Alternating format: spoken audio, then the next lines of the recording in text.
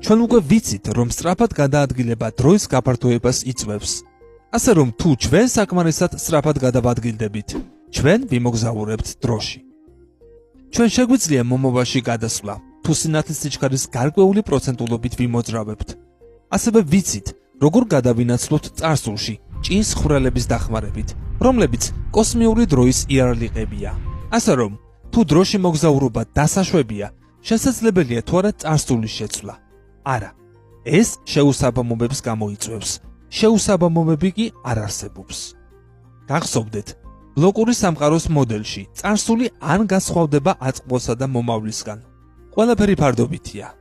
რაც თქვენთვის წარსულია, ვიღაცისთვის მომავალი იქნება.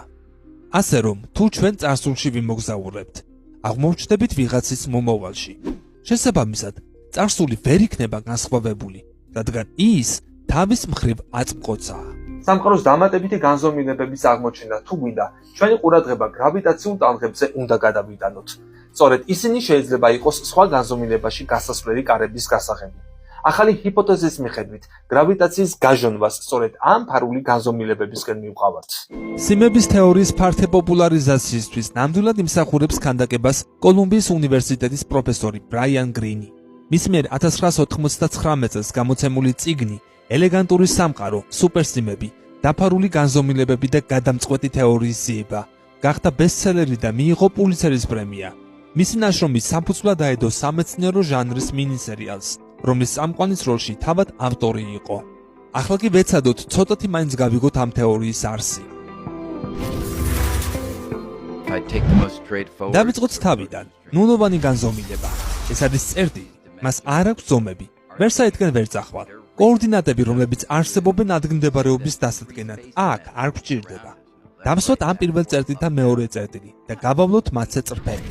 ეს უკვე ერთი განზომილებაა. ერთგანზომილებიან ობიექტს აქვს ზომა, სიგრძე, მაგრამ არ აქვს ფართობი, შიგნით. მით უმეტეს არც მოცულობა. ერთგანზომილებიანი სივრცის ფარგლებში მოძრაობა ძალიან შეზღუდულია, რადგან გზაზე შეხვედრි დაბრკოლებებს გვერდს ვერ აუვლი. ამ სივრცეში რომ ადგილმდებარეობა დაადგინო, საკმარისია ერთადერთი კოორდინატი. ახლა კი დავსვათ წერტილი ამ წრფესთან ახლოს. იმისათვის რომ ეს ორი ობიექტი შევუსაბამოთ, გვჭირდება ორ განზომილებიანი სივრცე, რომელსაც აქვს სიგრძეც და ფართობიც, ანუ სიბრტყე. თუმცა მას არ გააჩნია მოცულობა. ნებისმიერი წერტილის მდებარეობა ამ ველში განისაზღვრება ორი კოორდინატით. მესამე განზომილება ჩნდება, როდესაც ჩვენ ამ სისტემას ვუმატებთ მესამე საკოორდინატო ღერძს. ჩვენ სამგანზომილებიან სივრცეში მცხოვრებებს ადვილად შეგვიძლია ამის წარმოდგენა.